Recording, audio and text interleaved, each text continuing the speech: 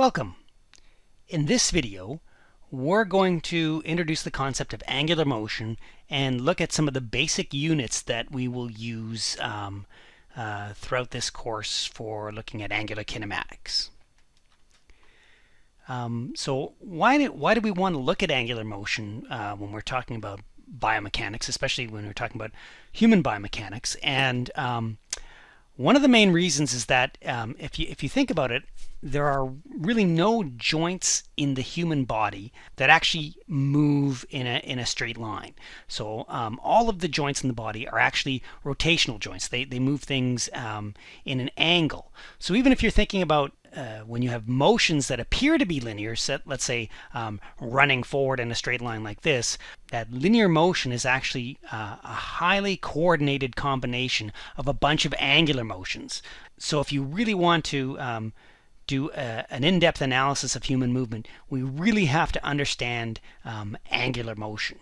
So probably you're all familiar with the angular unit of degrees. And so with degrees, basically you take an entire circle and you break it up into 360 equal parts, such that if you've got a rotation through a quarter of a circle, that would be 90 degrees. Half a rotation would be 180 degrees. 3/4 of a rotation would be 270 degrees. And a full rotation would move you through 360 degrees.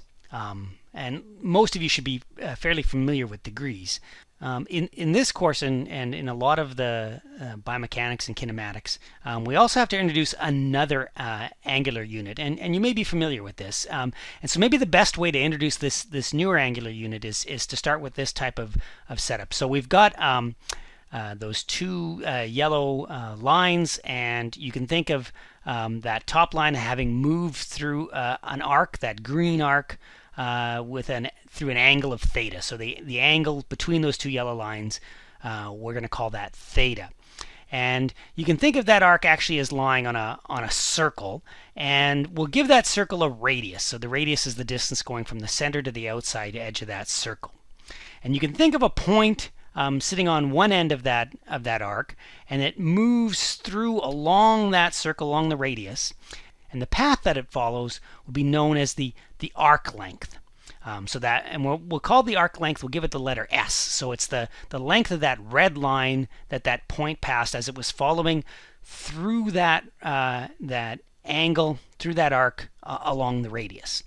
And it turns out that that angle and the radius and the arc length are all related, such that if you take the ratio of the arc length over the radius, that equals that angle. And the units of that is actually radians. So if you took the arc length and divided it by the radius, that resulting angle would be in radians.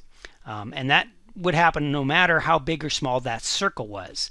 Now, radians are an angular unit, but they're actually a kind of unitless unit, because you can see that a radian is a ratio. So if the radius was in meters and the arc length was in meters, if you divided the arc length by the radius, you'd get meters over meters, and the units would cancel out. So when you're doing equations with radians, there's actually no units, but we call them radians so it's easier to talk about.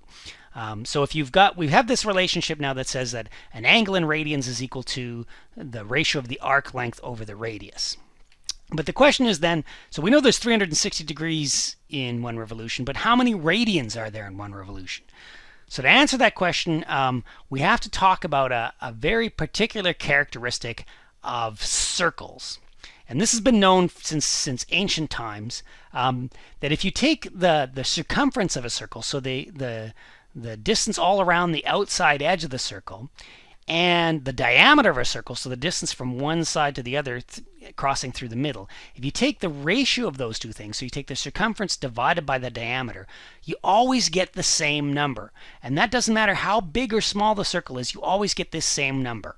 And the first few digits of this number is 3.14159, and it goes on and on and on and on, actually forever, and never repeats. It's actually a fairly unique number, but it's always the same thing. Every time you divide the circumference by the diameter of any circle, you're always going to get that number. And since that number's constant in that situation, it's actually given its own special Greek letter called pi.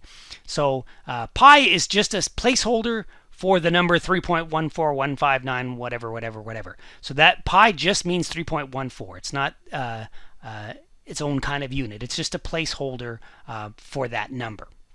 And so if we take that formula then, so we've got the circumference divided by the diameter is equal to pi, I can take that formula and just multiply both sides by the diameter, so I get the circumference is equal to pi times the diameter.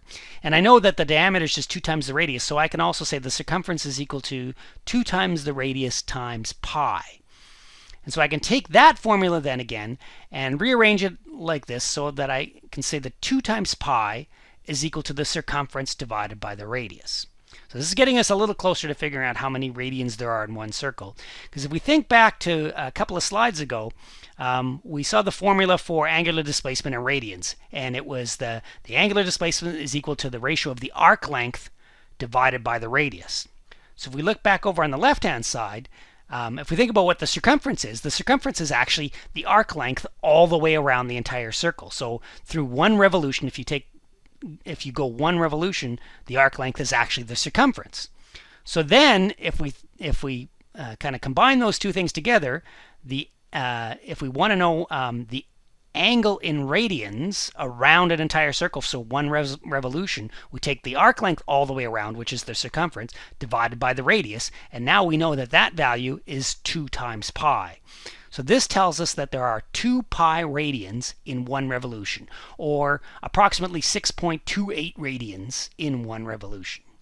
So now that we know that, we can look at the relationship between degrees and radians. So we know that 360 degrees is the same thing as saying 2 pi radians, or 6.28 radians.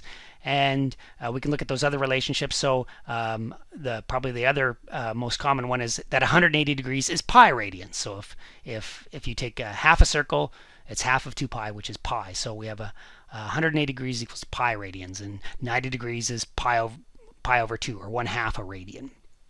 Sorry, 1/2 pi radians.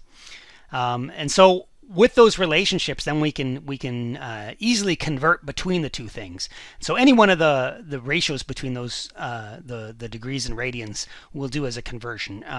I like to use the 180 degrees and the pi radians because that's the one of the easier ones. So if you were wanting to convert degrees to radians, you take your value in degrees and multiply it by pi over 180, and that would give you the value in radians. Similarly, if you had a value in radians and you wanted to convert it to degrees, you would take the value in radians and multiply it by 180 over pi. Now, it's important that we understand how radians work and what radians are, because they're actually required units in some of the kinematic formulas that we're going to be taking a look later on in this course.